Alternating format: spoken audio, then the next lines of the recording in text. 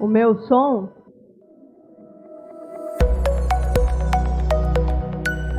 Gente, como que eu aumento isso?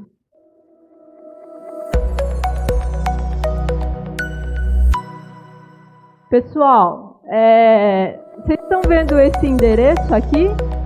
200.17.247.224/transversal. Isso é um link, tá bom?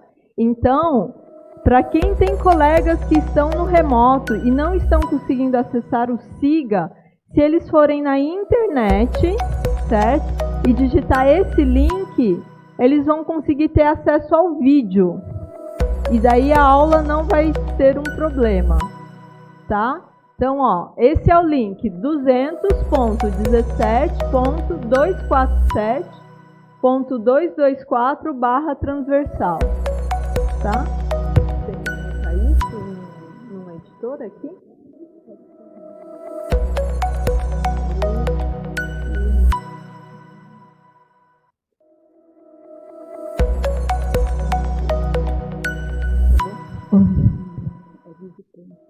Ah, é visitante? Pode ser esse?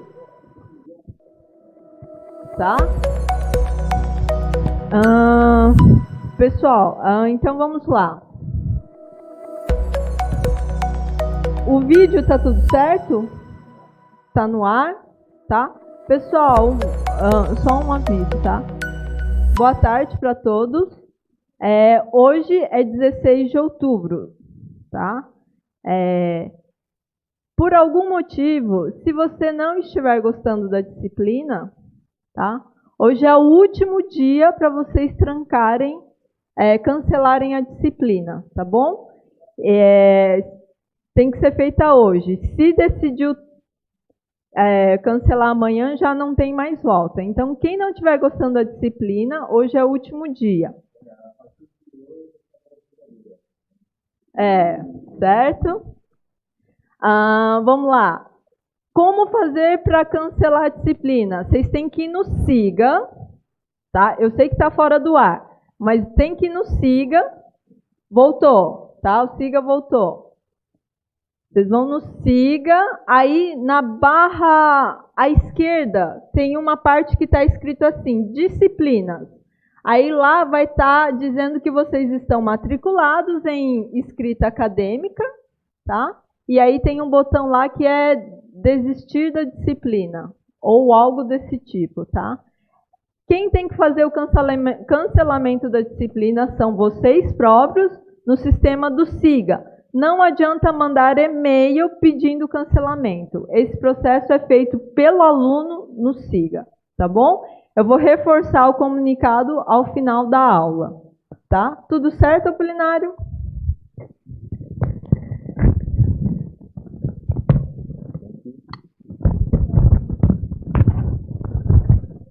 How's the sound? Sound okay? All right, welcome everybody. And today we're talking about discussing things. Discussion. And you know, discussion is not discussed enough. And it should be, because it's one of the things that can contribute to rejection of an article. And it's, in the context of Brazil, it's even a bit surprising that people have problems with discussion, because Brazilians seem to love discussion so much. You have, what do you call it, DR, discutir a relação, something like that. Yeah.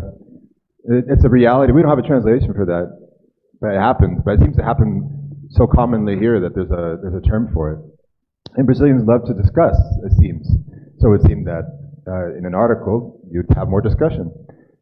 I love the fact that Brazilians like to discuss things. It's nice. You know, I always joke that you really notice that difference when it's someone's birthday, for example. So, you know, as Americans will just say to a person whose birthday it is, say, happy birthday, and that's it. But here, there's like this whole sonnet that is recited, that, you know, parabéns, muita saúde, muita paz, muito amor, que continue essa pessoa linda que você é, all that. It's great, I love that. I don't know if you've ever noticed in American movies when people hang up the phone they kind of just say bye and that's it. And here, you know, they're constantly in Brazil. They're kind of saying goodbye and a lot of goodbyes. And even when the hellos happen, I'm constantly policing myself because when I send a WhatsApp message, for example, I just go straight to the point usually. You know, do this, do that. Don't forget this, don't forget that. But I constantly find myself erasing what I just wrote, and then first saying bom dia, to the bem, and then getting to the point because, you know, that phatic part of the relationship you have with people is really important. You need to discuss things. Another time that seems to happen is in New Year's.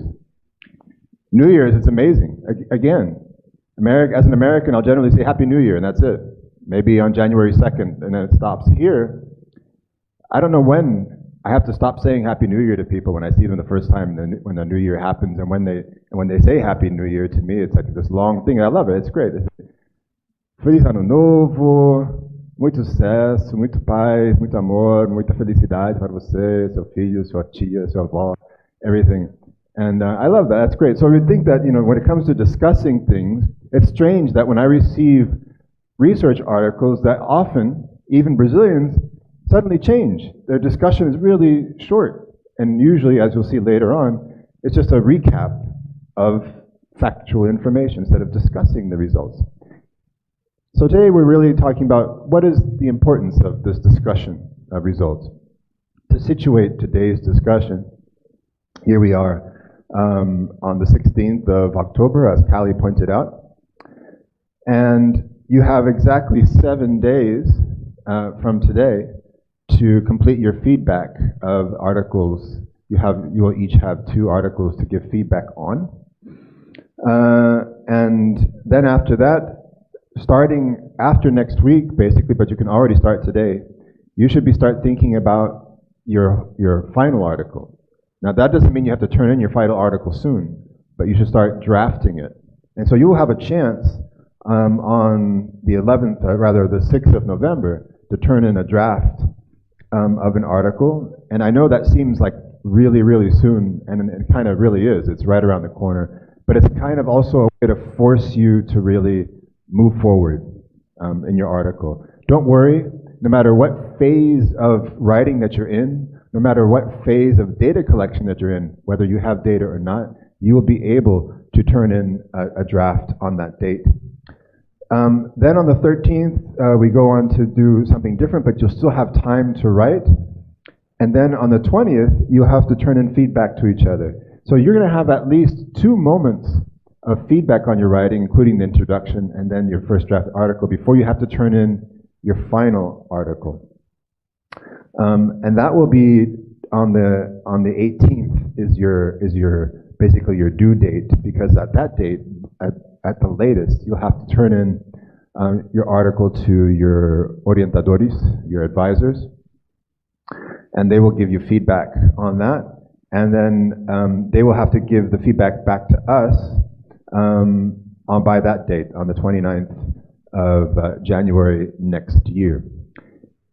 When we get closer to that date, I will be sending here this form for them to look at, and they will have to, your orientadores, your advisors will have to give you feedback on specific elements of your article. If you are not a student, if you're a professor here at the university, or universities that are also part of this class, you can rate yourself, or you can... Tá sumindo o som.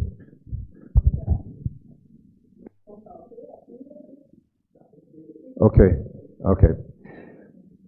The feedback that you're going to receive from your advisors are basically based on the same sort of criteria that you would see from a typical journal.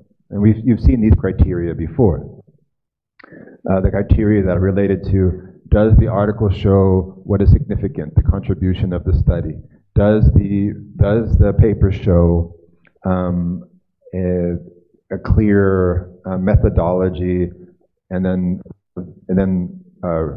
one of the most important things for as far as today's concerned, are the interpretations of your findings and the conclusions, are they justified by the results when there are results? not all papers have results, but if there are results, are the interpretations or the conclusions justified? And that's a key point for today. So today we're going to have a quick overview of a reminder of what we talked about with introductions, because we're going to introductions to method and method discussion today, and then focus more on the discussion section.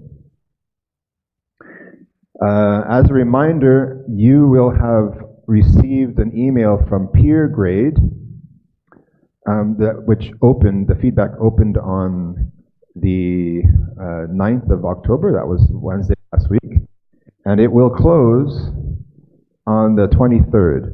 After that date, after 11:59 p.m., it's out of my hands, and you will not have a complete grade if you turn in your paper after that time. So please do turn it in by that date and that time.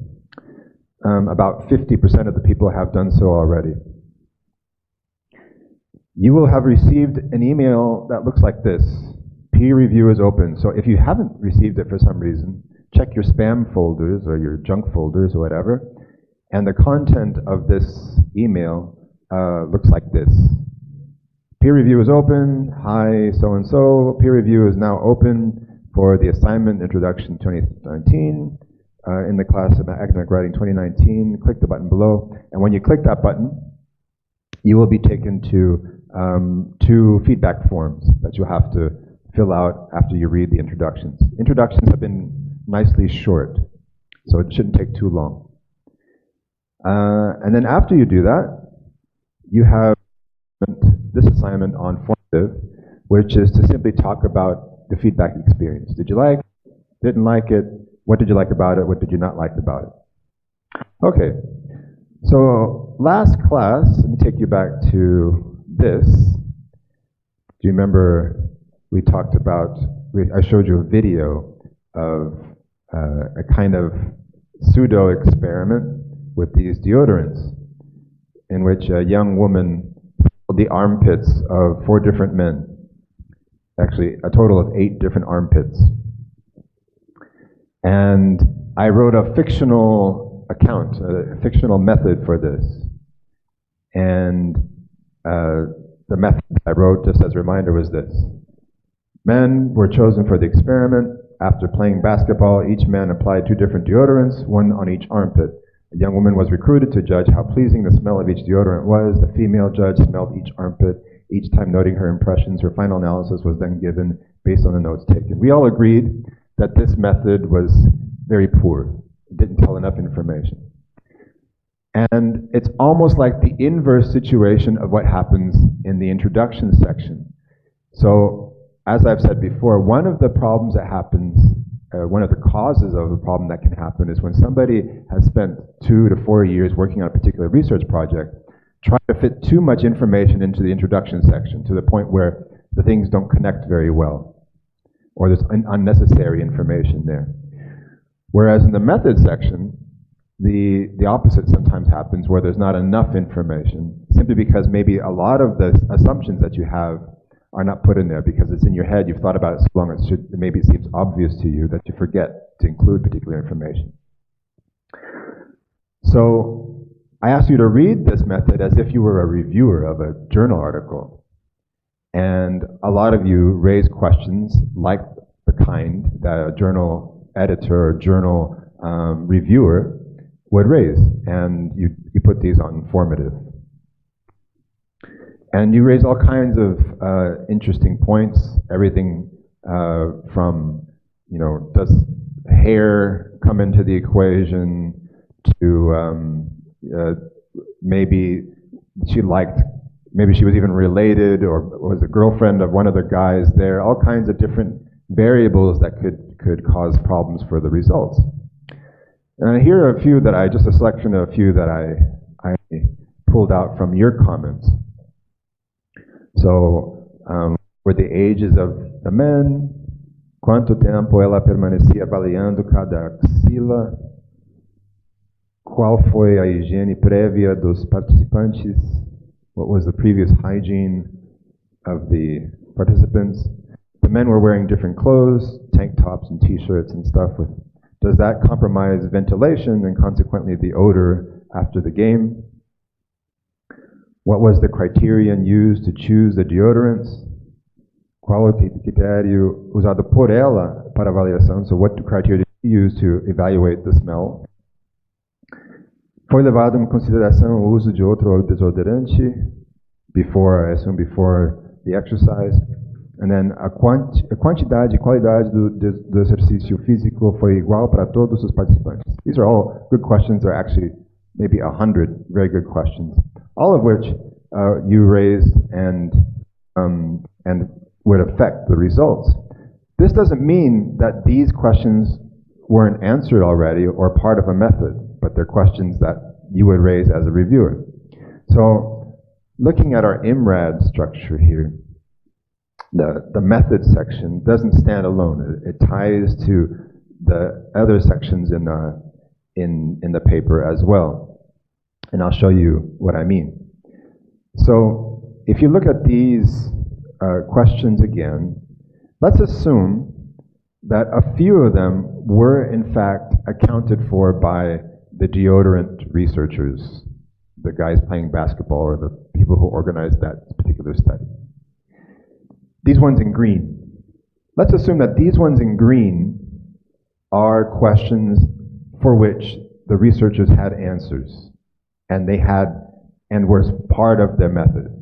So let's say they knew the ages of the men and they collected that, they controlled that variable. Let's say they also controlled the variable of time. Let's say they also controlled the variable of the criteria used to choose the deodorants. Let's say they also knew the criteria used by the rater, the judge. And also let's assume that they also knew the quantity and the quality of the exercise. Okay, but none of that was in the method section. So those are questions that you say, okay, those need to go into the method section, right?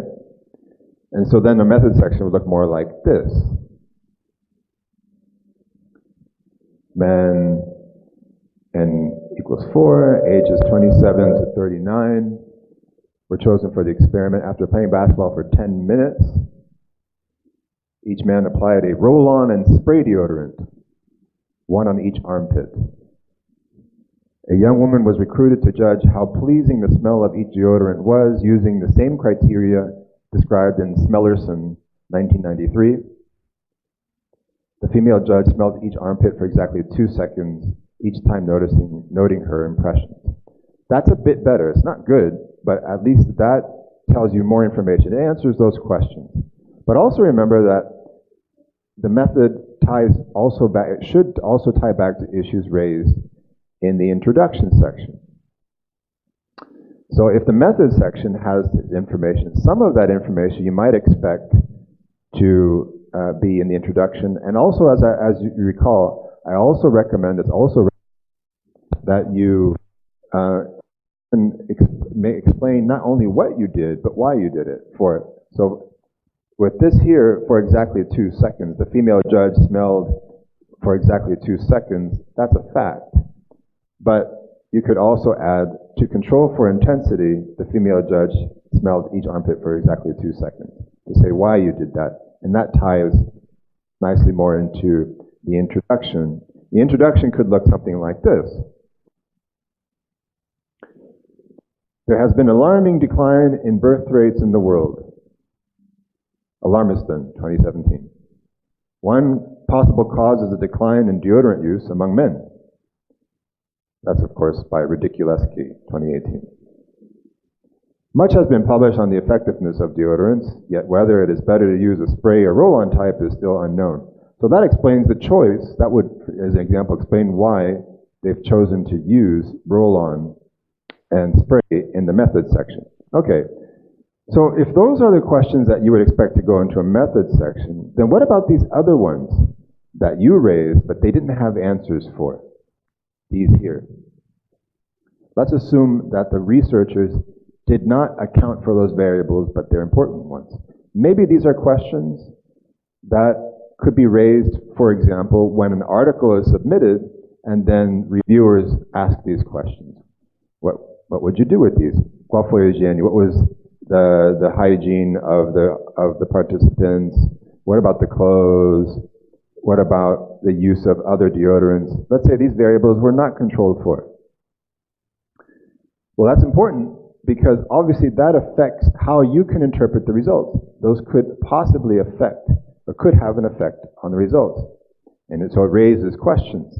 Doesn't necessarily make the research bad, but it does affect the results because your results will ultimately be an artifact of the method you use. So if the method then is affecting the results, you need to be able to account for that.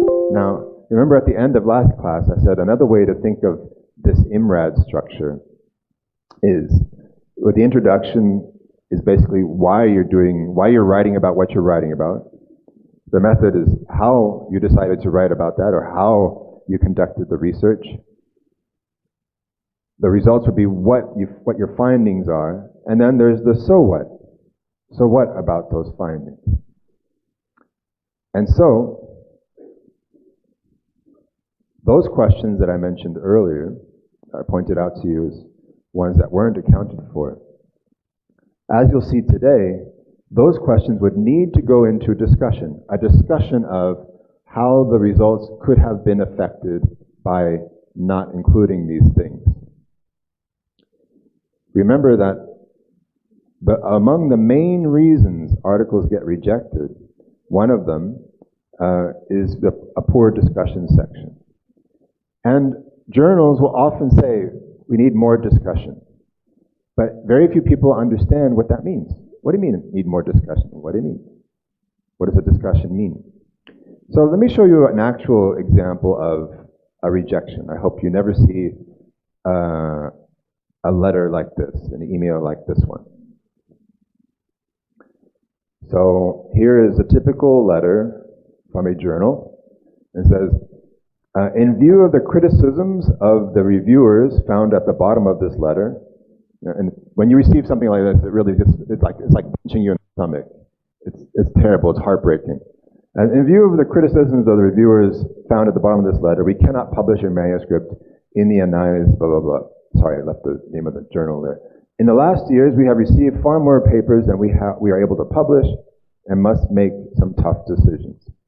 And if you ever do get a letter like this, don't worry, you're in good company. Everybody receives one. Thank you for considering the Anais, I hope the outcome of this specific submission will not discourage you from the submission of future manuscripts. Okay, so why was this rejected? I'd like you to read the explanation of why it was rejected by one of the reviewers, and you decide what the reason was. So here is the letter. The manuscript is interesting, and it brings original ideas. However, a major revision is necessary. The methods should be described comprehensively and not confused as it is. Details such as use of water or not to process the mixtures are not mentioned, and this is an important point in this kind of product compositions, mainly due to lime and phase formation. There are not characteristics of the individual components, as the authors mentioned that the materials were characterized. The results should justify the interpretations and conclusions, however, they are just pointed out and not discussed at all. Figures 2, 3, and 4 should be standardized to scale. Sometimes one of the components is namely referring to paper sludge, sometimes it is namely ETEs, sludge waste, and so on. Language should also be reviewed. Since the manuscript is concerning to technological development, it could present sample image, for example, fracture surface image. Finally, a good, very good revision in the manuscript is necessary. All right. So, as I read that, could you identify the cause of rejection? In fact, if you identified more than one thing, you would be correct. There was not one cause for the rejection. And for most rejection, that is the case. In most cases, there is not one single cause for a rejection. Of course, there are cases like plagiarism. Okay, that will take a paper off the board. or if the paper is so poorly written in English that the editor receives it and then rejects it without even sending it for review. That's called a desk rejection. But in most cases, it's something more like this. So they highlight, first of all, the method, that the methods should be described comprehensively and include more details such as the use of water or not to process the mixtures are not mentioned. So there's a lack of transparency, there's a lack of detail or sufficient detail for the reviewer to be able to interpret the results. And then they highlight this. The results should justify the interpretations and the conclusions. However, they are just pointed out and not discussed at all. And this is actually a very, very common pitfall that I've noticed that authors make. But the reason they make it is not because they're scared, or mostly it's because they're not sure exactly what to put in there. In the review, they do mention language. Language should also be reviewed. But notice that this is a relatively minor point. If these other things, this part in yellow and this part in pink, if they were good, probably this other part in blue wouldn't have tipped the scale. Probably the editor would have seen if this yellow part and this pink part were okay, the editor would probably say, yeah, this looks like a pretty good article. The reviewers would have given it a higher, and then of course the language part could be fixed. But if those other parts aren't there, or bad as they're pointed out to be here, that tipped the scales against accepting that article. So conceiving IMRAD as introduction, method, result, and discussion, but also why, how, what, and so what, we can see that all of these things connect, but also that some things are trickier to write than others. John Flowerdew has done research on this. He's one of the first people that, back in 1999, did research on this. He wanted to look at, in the context of Hong Kong, what were the trickiest things for non-native speakers to write about? And he found a number of things, including that non-native speakers take longer to write. It takes them more time to write in English. They have less facility of expression. And one of the most important things for this class is the last thing here. He said that he found that introductions and discussions are the most problematic parts of research articles for non-native speakers of English to write. And so what do you think? Why do you think that the discussion section is so challenging for non-native speakers to write? And in any case, what should the discussion section do? What would be the most common ingredients? You would think, well, discussion, you just talk about your results. But here is what some of the researchers say.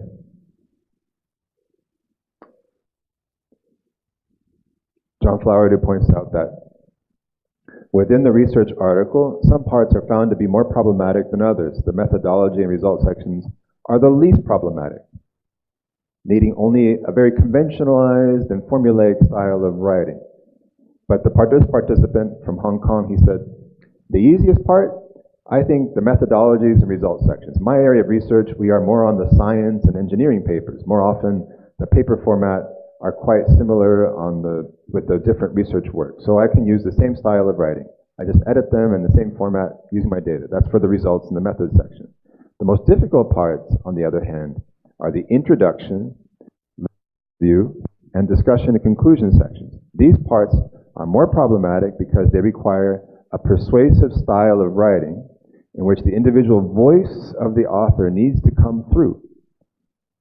Writers have to convince their readers, including editors and reviewers, in these two sections of the importance of their research and the arguments that they are putting forward. So actually there's a number of challenges here. It's not just linguistic, but obviously language comes into play here. But even if you're a Brazilian writing in Portuguese for a Brazilian journal, if your voice and your own authority, think of authorship and authority having the same etymology. If your authority and your voice as an author don't come through, it might have something to do with the fact that you yourself may not fully consider yourself an author yet, or an authority yet. You might suffer from what's called imposter syndrome a little bit. The imposter syndrome is, am I really good? Am I really a researcher? And you go through this, a lot of people go through this when they're writing a thesis and a dissertation. Is my study really that good? Is it really valuable? Is this really important? And as a new author, budding researcher, that will come up and it can negatively affect your writing, because the method section, the results section, you can write that almost without feeling, it's factual. This is what happened, and this is what I found. It's the how and the what.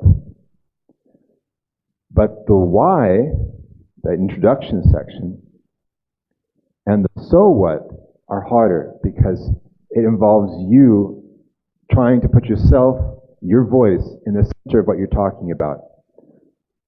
And if that's difficult for you in a first language, you can imagine that if you're trying to write in English, it might even be harder. So let's talk a little bit about, hopefully by the end of today, you'll have a better understanding of what the most common elements are in the discussion section, so that when you get to that section, you don't feel like, okay, now I have to discuss what do I talk about. At least you'll have some guidance, hopefully by the end of today. So I'm going to break the discussion section down into what I've identified as the 6 most common elements of a discussion section. So one of the most common things, and this is often the way the discussion section begins, is the author reiterating or reflecting on again points raised earlier, especially what the author talked about in the introduction section and what was found in the results section. So that's one of the first things that you see in the discussion section. One of the most common things you see is that. Another element that occurs in introduction sections, rather discussion sections that are common in good discussion sections, is the author referring to and comparing her or his study to similar studies in the field, or how they relate to what has already happened in the field or been published in the area. And so that's coming back to the introduction, in the sense that fitting the author into that dialogue, into that conversation, and the results into the conversation. It's refocusing again on the contribution, not only of what the article makes, but what the findings make to the conversation in that particular area. Another element that's common and important in good, well-written discussion sections is not just recapping or restating your results, but expanding on them, providing some interpretation for them for the reader. And this is one of the hardest things to do, is kind of explaining, expanding, and extrapolating on your results. Another common element is talking about the applications or the implications of your data. How do your data have any real-world implications? How can they be used for future research or future real-world problems? Another common element that good discussion sections include is words of caution, talking about what in your research is something that really you should be careful about, or you don't want to overstate their claims about. The limitations of your study, and every study has limitations. We'll talk more about that next week. And finally, the 6th element is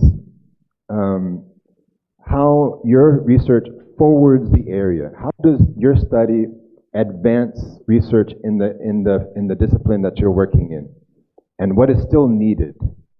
What you've done something, you've contributed, but there's still more to know. And you'll notice that a lot of good discussion sections end this way, talking about what is still needed. All right, so let's look at some practical examples. You read this article already, at least the introduction section. I asked you to read the discussion section also for homework. This is that article about Mexican scientists and the added burden that they have when writing in English. And if you recall, we talked about this in the context of cars, or territory, and move 1 and move 2. And in the move 2, they say, okay, what is still needed, what they really need to know is that the difficulties faced by second language scientists result from disciplinary rather than linguistic problems. And he's talking directly to Swales. Even though he uses this grammar, there have been claims. It sounds like many people have made them, but really the most famous person here, the person that the authors are talking to almost directly, is John Swales, because John Swales said, look, whether you are Brazilian or Italian or Chinese, it doesn't matter. You're going to have difficulty writing about science. As much difficulty as an American who speaks English, a British person who speaks English, and so on, as a native speaker. That's what John Swales' hypothesis was that the burden, the difficulty is the same. But these authors are saying, well, wait a minute, we need to look into this. Is it really the same burden? So this is the introduction. In the discussion, look what they do. Oops.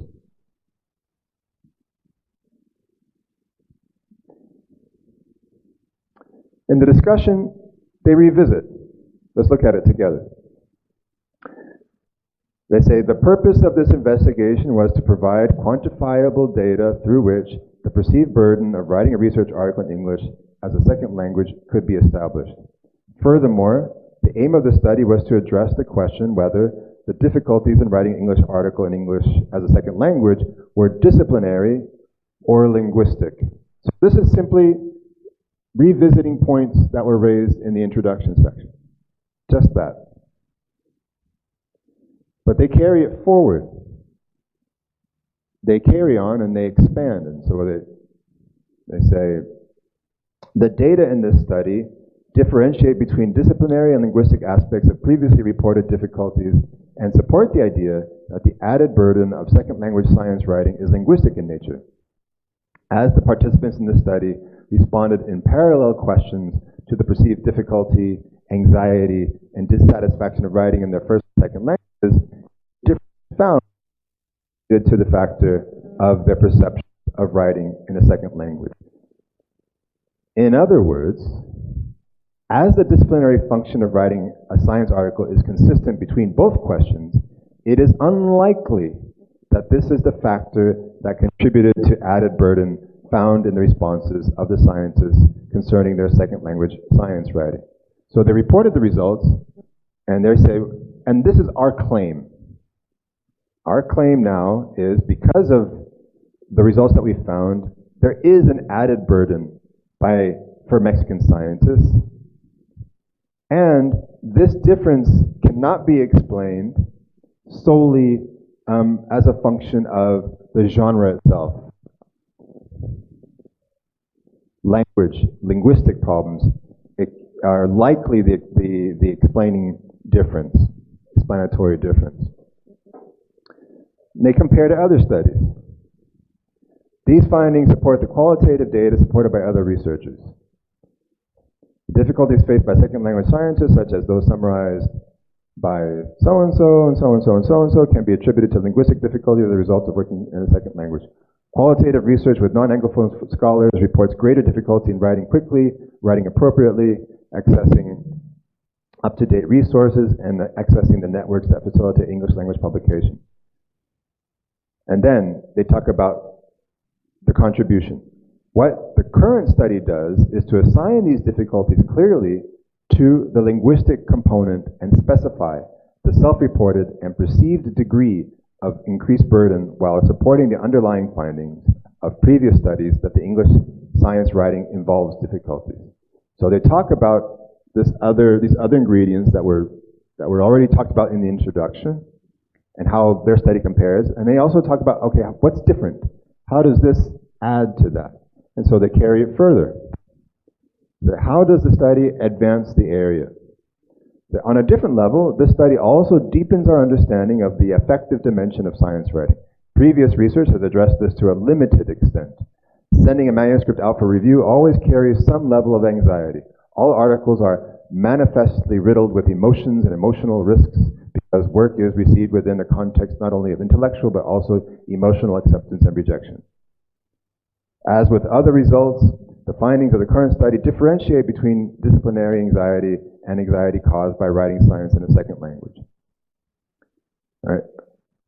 And then they talk about further contribution of this study. And then they talk about the limitations.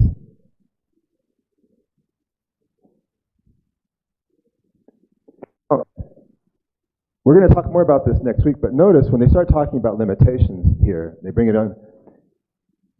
In this case, it followed the discussion of what was still needed and so on.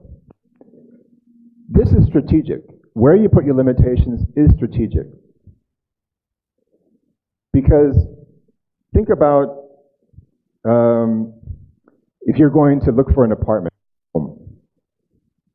and you go to visit a house and the owner of the house, the owner of the apartment says, oh, this house is perfect. There's nothing wrong with it. What would you think? Oh, it's too good to be true. When you go to buy a car, for example, if you've ever done that, if it's a used car, one of the first questions someone asks is, why are you selling it? They want to know, okay, there must be a problem. There must be a reason for you selling it. What's the problem? So if somebody talks about everything is perfect in their study, it raises the specter of, okay, what's the problem? There's something, this can't be perfect. It can't all be roses. And so they talk about the limitations at this strategic moment.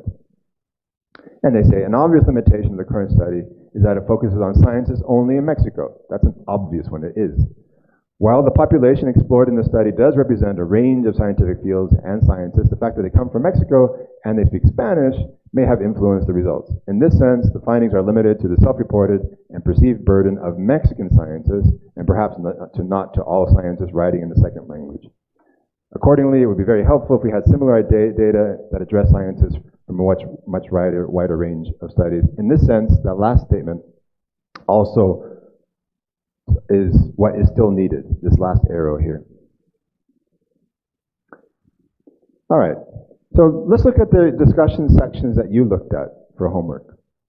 I asked you to choose one beyond the one we just looked at. Here's one from the Academy of Management Review. What determines the scope of the firm over time on institutional relatedness? Another one was from the Journal of Autism.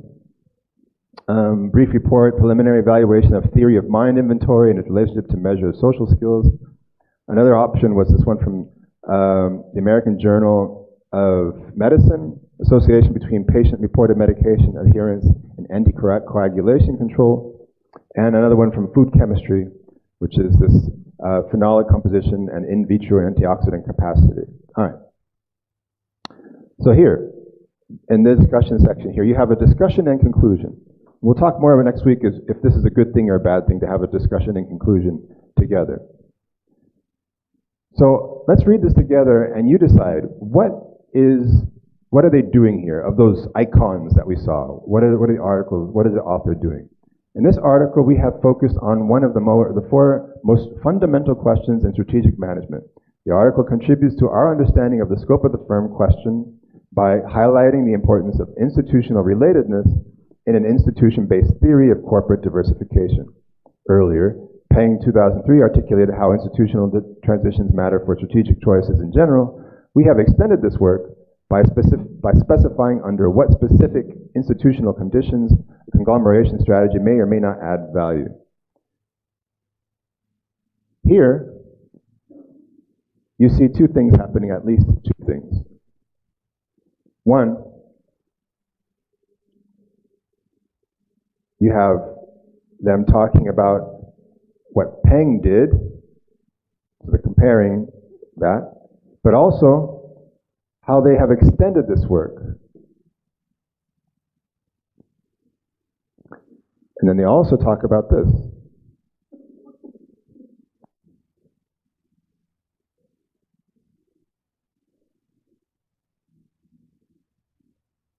clearly they're doing this.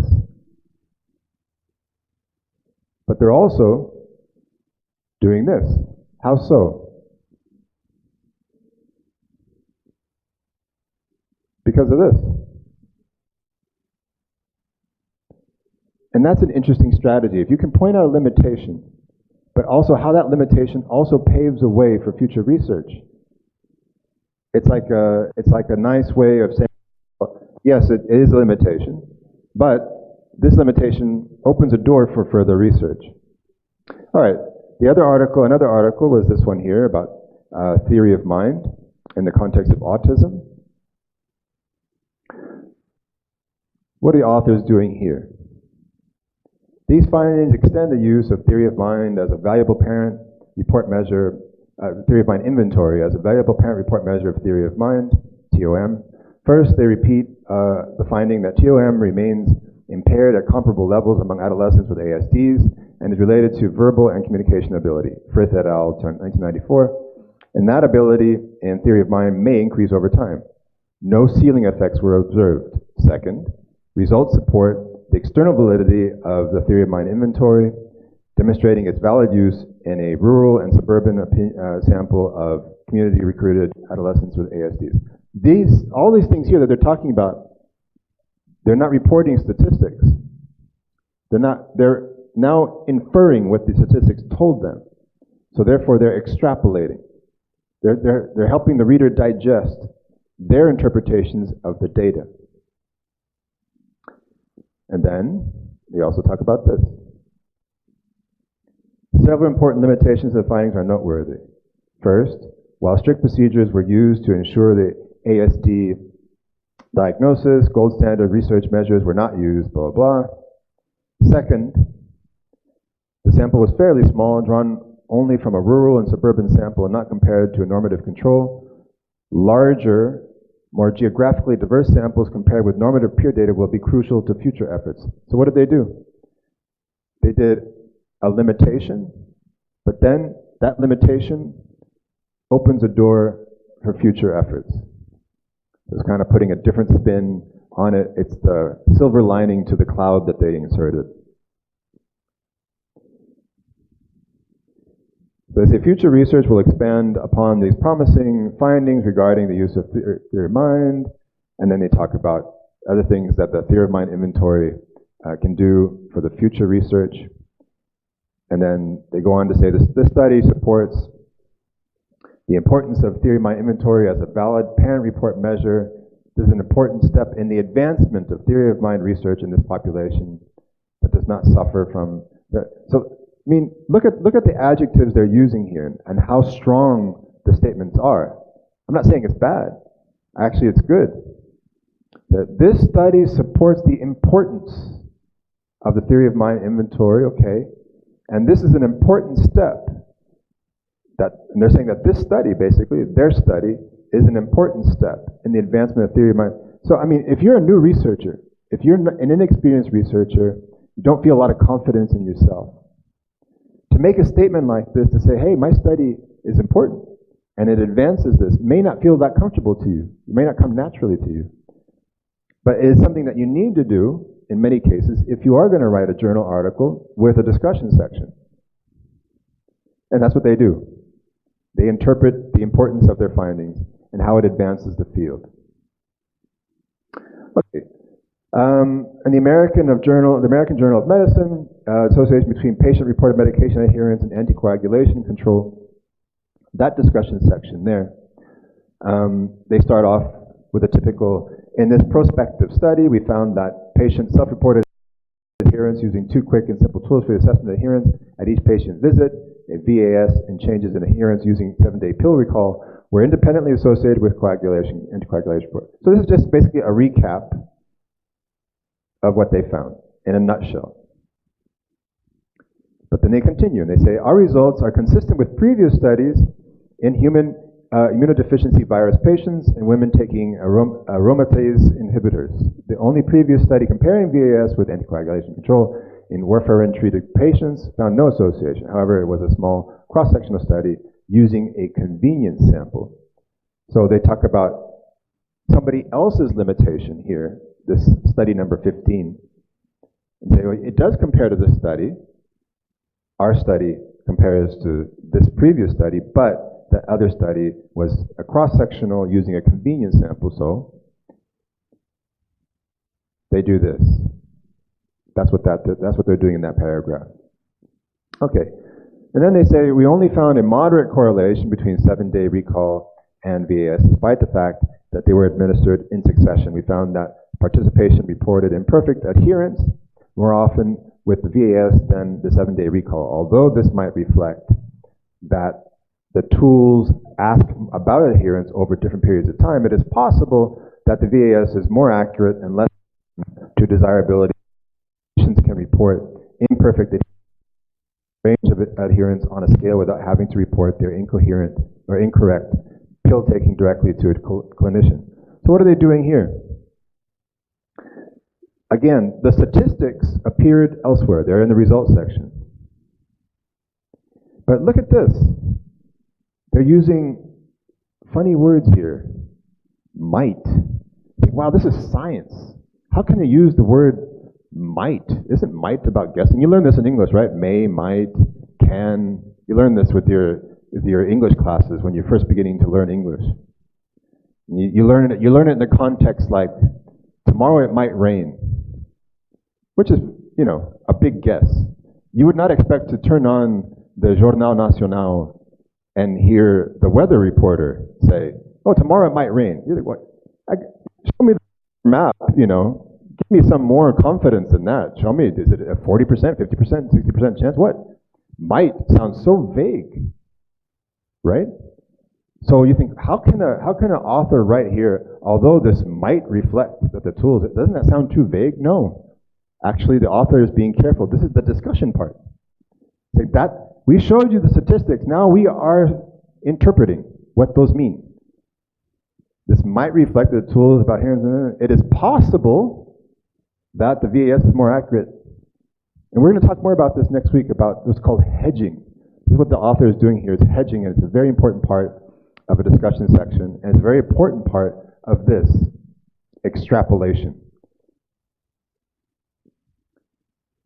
Okay, then the authors go on, they say, these findings are particularly relevant after the introduction of DOACs because anticoagulation management is moving away from specialty anticoagulation clinics that are designed to spend time discussing adherence with patients to general practice clinics.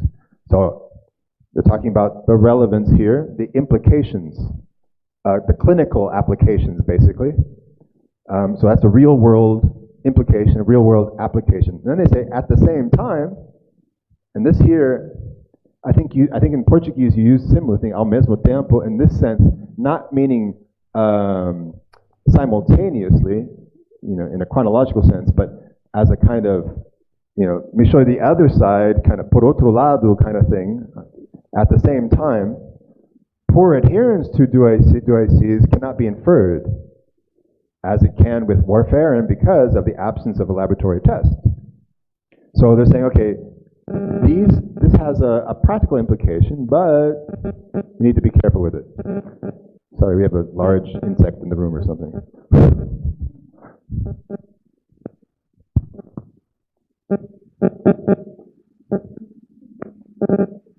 Oh, my phone. All right. So they're doing both those things in the same paragraph. With applications, but yes, there are clinical applications, clinical implications, but with a caveat. And then they talk about limitations, actual limitations. They say, well, our study had several limitations. First, we had no objective adherence measurement to validate patient self-reported measurements, although studies have found the VAS to correlate with objective measurements of medication adherence, including electronic monitoring, pill counts, claims-based data. It is possible that patients in our study were more likely to overestimate their adherence owing to recall and social desirability status. So look, obviously they're talking about limitations here because that's the title of it, but look at this word here, possible. It is possible that patients and our participants in our study were, we're talking about science here. Science, how can they use the word possible? But they are, because they are extrapolating. They're using caution here. And I will argue today, and even more so, more vociferously next week, how this is really, really important. This being able to show caution in the interpretation of your results is really, really important for you to actually not show weakness in your study, but to strengthen the meaningfulness of your study, to strengthen the persuasive, your own persuasive voice. All right. Finally, food chemistry. Talking about the phenolic composition and in vitro antioxidant capacity of 4 commercial phytochemical products. Here, they conflate results and discussion. Next week, we'll talk some more about, is this a good idea? Is it a good idea to put results and discussion together? Sometimes it doesn't matter. Other times I would recommend against it, but we'll talk more about this next week. Should you put these 2 things in the same section or not? But anyway, they divide their results and discussion because of being results and discussion. They have subsections, 3 and then 3.1. So they report the results, but notice what they do. The potent in results and discussion, they say the potent radical scavenging capacity of allergic acid is not surprising, as this compound has 4 phenolic OH groups with a fused benzofuran structure. Ellagic acid has previously shown itself to have strong DPPH radical scavenging capacities or activities. So look, already you see that they're reporting the results, but also they're showing their own emotion, as it were. They're saying, well, it's not surprising. This was expected. And in fact, it's expected, and we've seen this in other studies. So they're comparing. And they go on, they say, allergic acid exhibits minimum solubility in water. However, its solubility increases in organic solvents such as methanol and dimethyl sulfoxide. These authors claim that ellagic acid may act as a good lipophilic antioxidant due to its solubility. So here they're extrapolating, not just reporting results, and comparing in that extrapolation to what other people have done. Same thing here. The antioxidant activity in phenolic hydroxyl compounds in olive leaf extract could be due to the presence of the hydroxyl groups in their structure, such as blah, blah, blah. Previous study suggested olive leaf. Okay, so here you see another funny word again. You see could be due.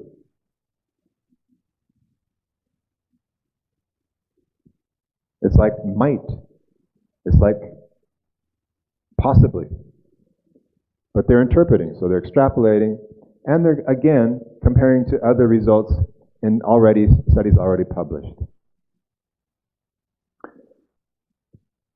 Then the authors go on and say, in the present study, it is difficult to make general assumptions about structure-antioxidant activity relationships with the small number of antioxidant molecules under evaluation.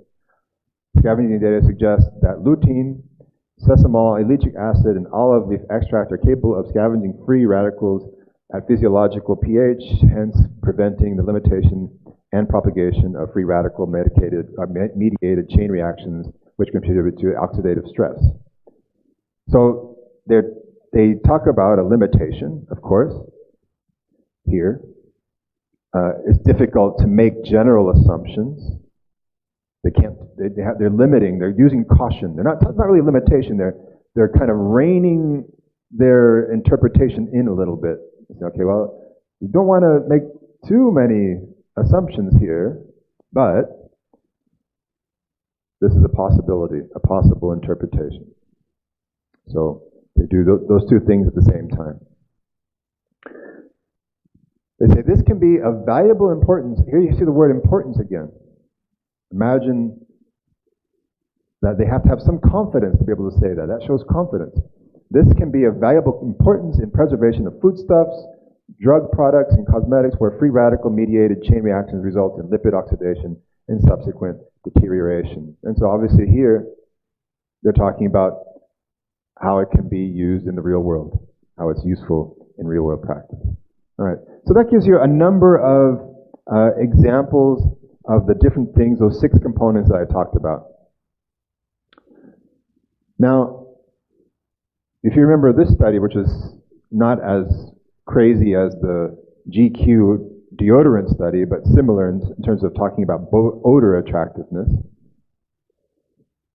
In the results section, they report basically just the statistics and why they conducted those statistics, and the procedure so they talk about the ANOVAs they did, why they decided to run a regression, I think, or some other binomial design instead of the ANOVA that they had done before. And then they simply say figure 2. And there you have in figure 2, that's just result. They show that people who were on a meat diet, those are the white bars here, the ones who were on a meat diet were seen as less, the smell was not so pleasant, the smell was less attractive, and the smell was more intense, according to their research. So if you had a hamburger right before you came here, you're probably smelling very intensely right now. Going back to our IMRAD model then, you could say that results section is right there. That's the what. Just that. And the so what is this. The results of this study show for the first time that red meat consumption may have a perceivable impact on auxiliary body odor. Odors of donors on the non-meat diet were judged as more pleasant, more attractive, and less intense. This pattern was not influenced by raters' menstrual cycle phase or partnership status. So here you see a number of things. First of all, just fact. You see the what here. You see the results. They say the results show that there may have an impact on auxiliary body odor diet, that according to their data and their statistics, the odor, the smell of the donors on the people who were not eating meat were judged as more pleasant, more attractive, and less intense. And then this pattern, the last sentence, this pattern was not influenced by raters' menstrual cycle. So here you see them going back to the introduction. This is an issue that was raised already in the introduction section, so this is included here.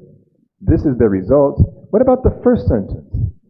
The results of this study show for the first time that red meat consumption may have a perceivable impact on auxiliary body odor. Is that only results? Is that only fact? Well, actually, no. They're also positioning themselves in the research. They're also saying, hey, look at us. We are pioneers. They show for the first time. It's almost like you can see a flashing sign above the research discussion. Look at us, the first time. This is new. Results of the study show for the first time that red meat consumption, so this is more than just recapping. It's more than just simply restating the results.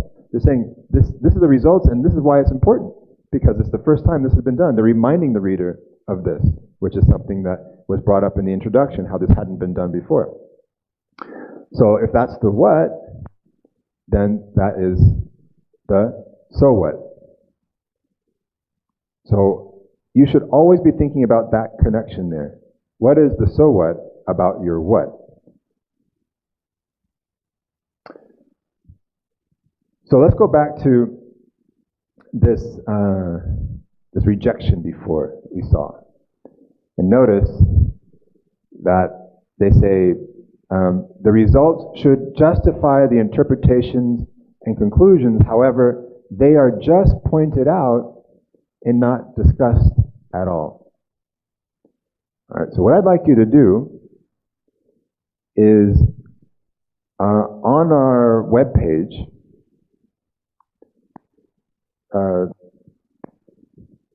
see if it's live. My webpage. I mean, you're the one on SIGA. It's okay, right? It's there? Okay. So on SIGA, rather on Moodle, and also on our class webpage on my website, there is an article called Article for Discussion, Analysis of Discussion.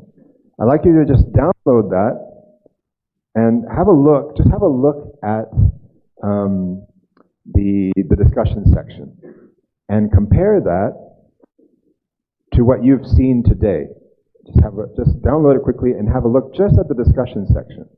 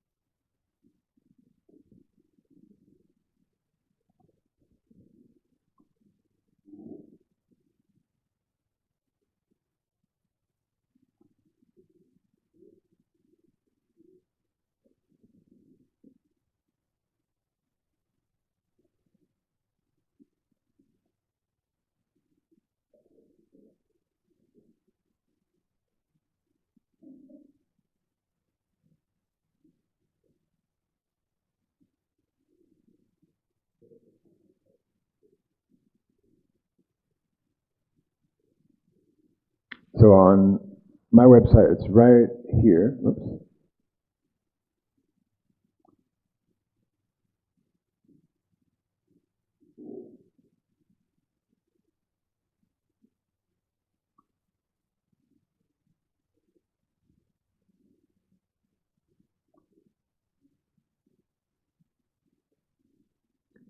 And so you can look at the title and everything if you want.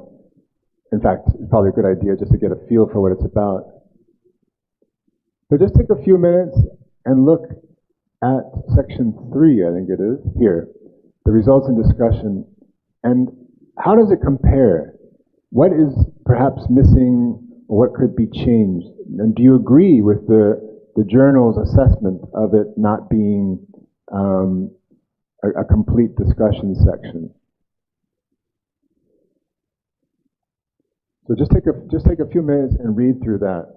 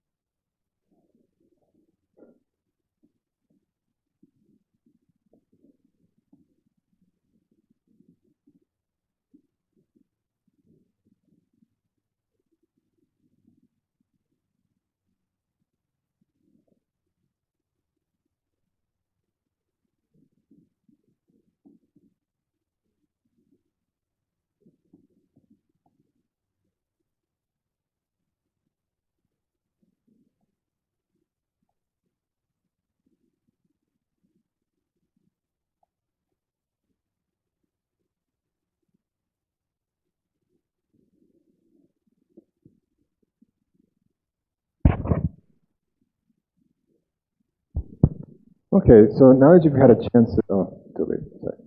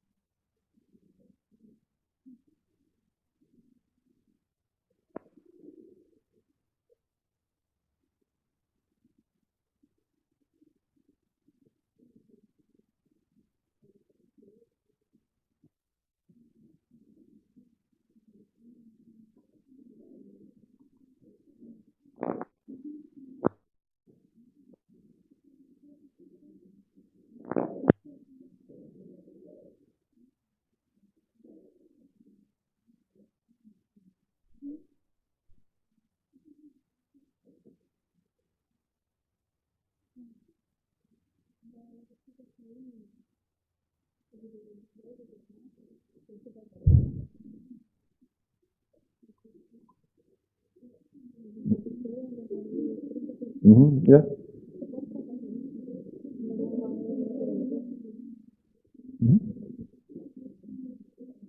It's on last week's slides.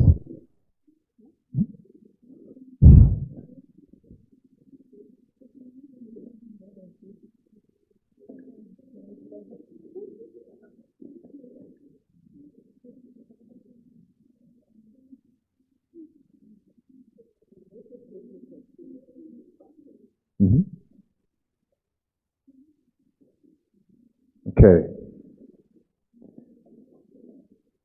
So, I mean, I can tell you, as somebody who knows English, the English in this article is fine.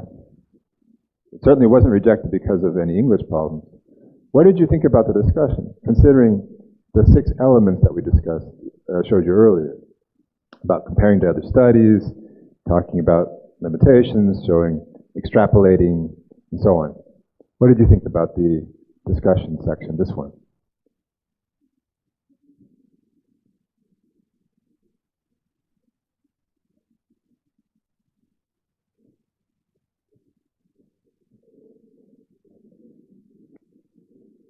Did you notice any, in the discussion section alone, did you notice any of those things?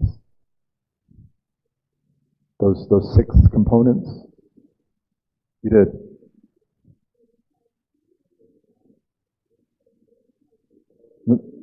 Só apresenta, just basically presents.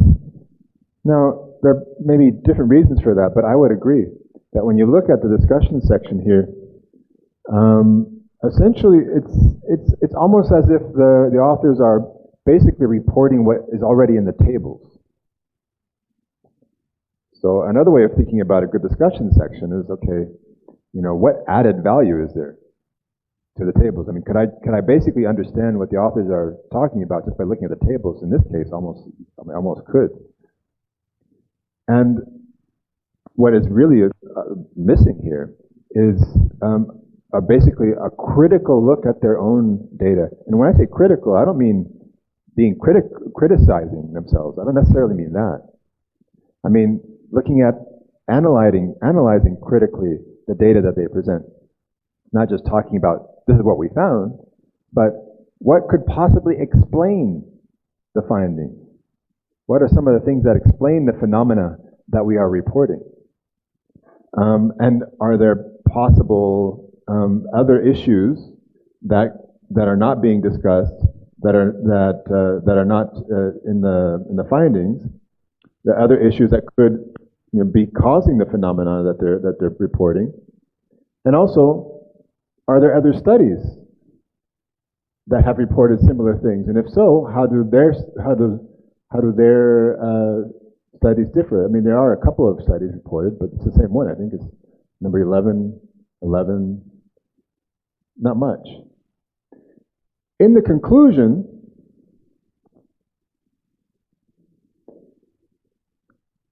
so there's all these tables, and then in the conclusion, they do report a couple of things about the implications, the practical applications. But look what they do here. This is another important result.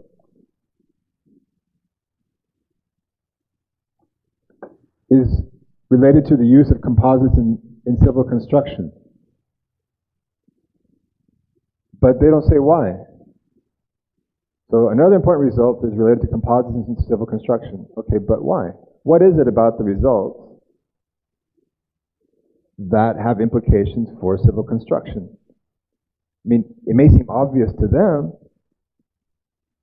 Maybe they wrote and think, I don't want to insult the reader, and say, well, they'll be able to infer this information. But no, they should have to add to this to make it clearer for the reader. Okay, what is it about these sludge things that have relevance to civil construction?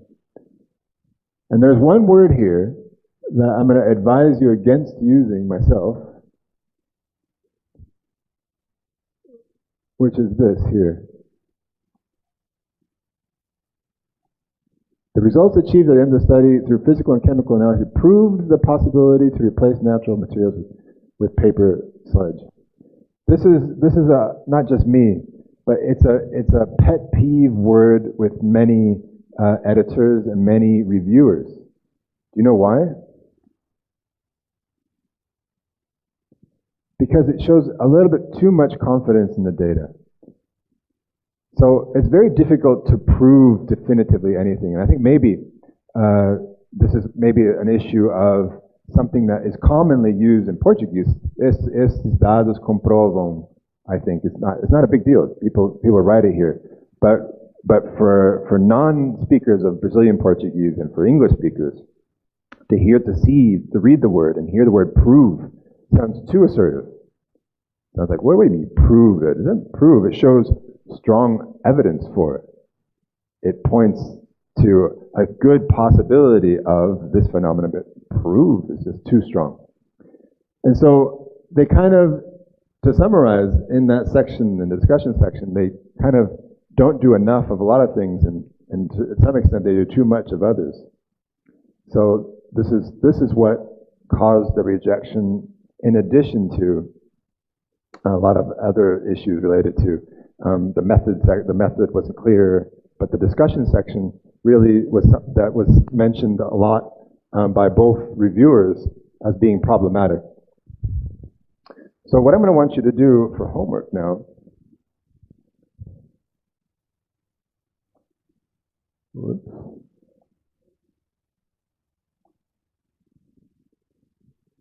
is to take the article you downloaded and analyze it on formative.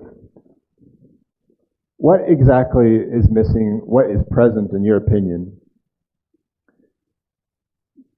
Also remember that you have to complete your feedback within the next 7 days. That's on peer grade. And then after you finish, talk about your experience on formative. And then there's this if time. What this means is if you have time, because everybody always has a lot of extra time, right? If you have time, and this is something that is worth already doing, start thinking ahead now to the rest of your article. You'll be able to do this even better after you receive your feedback. So you'll receive your feedback after the system closes. You'll be able to see what others have written about you, about your work, not about you, about your work. And try outlining the rest of your article. Where do you see your article going from where after the introduction section? How do you see the method section happening, the results section, and then the discussion section? How do you see that shaping up? You don't actually have to write it, but try to see the connection in that IMRAD. Try to think about the why, the how, the what, and the so what already. All right, and that's a wrap. Go ahead. I have a question. Yeah.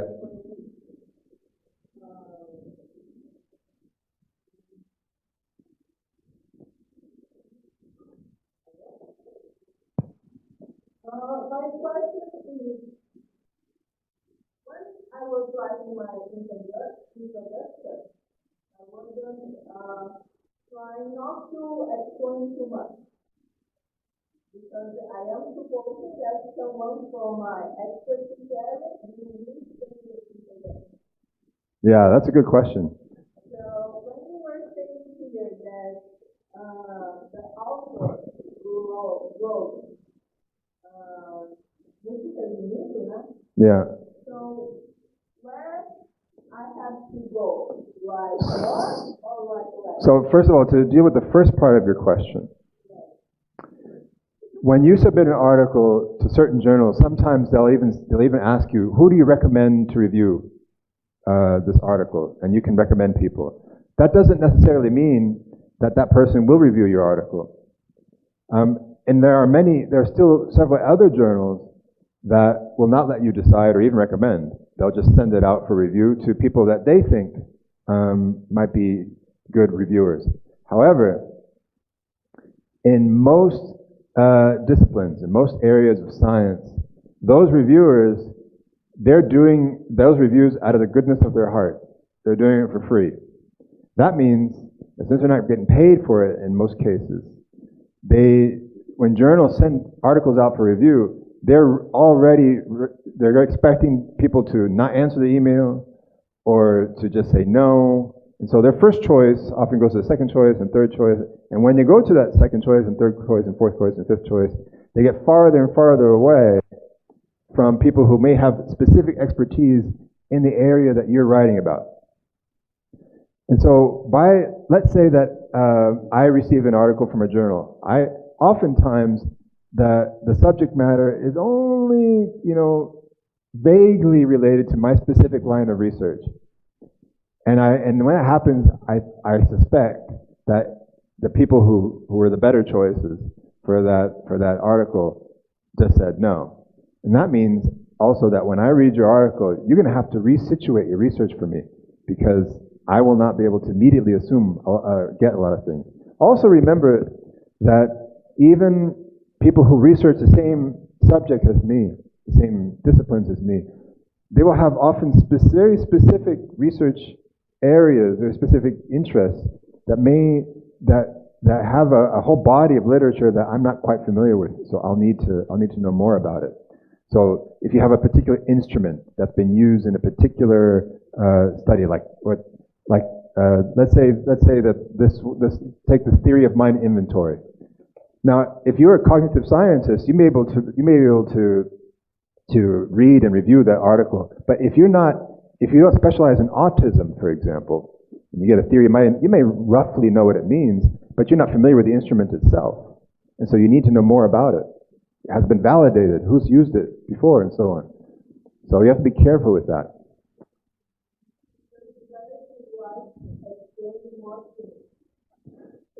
Yeah, well, and just think when you're writing, okay, am I including enough details here so that there aren't any gaps or holes that between my results and how I got those results? So, start with your results. Okay, here are my results, and here are my methods. Okay, is there any question mark that can be raised between, okay, how did you get this? Why are you, and then also goes with the discussion. When you discuss your results, okay, why are you so confident that this is the case? What is it in your method that says that gives you the liberty to say I can confidently say this is true? And that will depend on a lot of things. So, how your sample size, the extent to which a particular method has already been used a lot and been shown to work, all kinds of stuff. You're welcome. Is that it?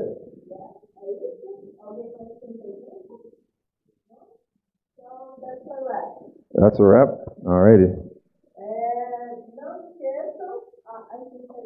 Oh, yeah. No problem.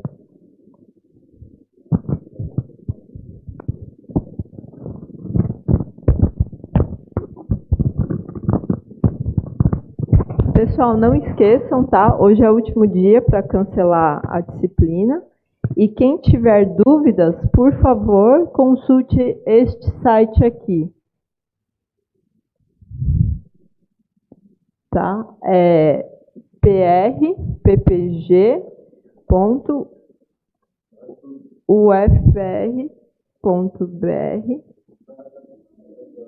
Opa! PR PRPPG, certo? Barra site, barra perguntas, frequência,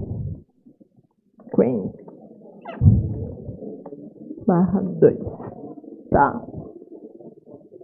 Então, pessoal, qualquer dúvida, vocês podem entrar no site da PRPPG para tirar dúvida, tá? O aluno tem um jeito para cancelar a disciplina e o professor tem outro jeito para cancelar a disciplina, tá? Então, vou pedir que vocês entrem no site da PRPPG. Podem buscar no Google perguntas frequentes da PRPPG, transversal, vocês vão cair na disciplina, tá? Cada tipo de aluno tem uma forma de cancelar a disciplina. Bom, hoje é o último dia, amanhã não tem mais como, aí vai ter que levar a disciplina, tá bom? Pessoal, é isso, muito obrigada. See you next week.